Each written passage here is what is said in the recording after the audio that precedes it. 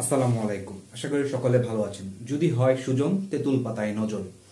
সুজনদের একটা ইম্প্যাক্ট আমাদের লাইফে আছে, একটা হিউজ ইম্প্যাক্ট আছে। ইংরেজি ওয়ার্ডের সুজনদের কি তাদের অর্থের ক্ষেত্রে ইম্প্যাক্ট আছে, বা সুজনদের কারণে বা কোনো লেটারের কারণে কি ওয়ার্ডের অর্থ চেঞ্জ হয়ে যায়? চলেন দেখা যাক। তো আজকে আমরা প্রথম যে ওয়ার্ডটা দেখবো সেটা হচ্ছে কমফোর্টেবল। কমফোর্টেবল হচ্ছে আরামদায়ক। কমফোর্টেবল এর পূর্বে জাস্ট আমরা আন বসিয়ে দিলাম। আনকমফোর্টেবল মানে অস্বস্তিকর বা আরামদায়ক নয়। পরের ওয়ার্ডটা হচ্ছে রেলেভেন্ট। রেলেভেন্ট হচ্ছে প্রাসঙ্গিক, তার আগে আমরা আই আর। ইররেলেভেন্ট অপ্রাসঙ্গিক। জাস্ট প্রাসঙ্গিক এবং অপ্রাসঙ্গিক, একটার অর্থ আরেকটার অর্থ পুরো বিপরীতধর্মী হয়ে গেল।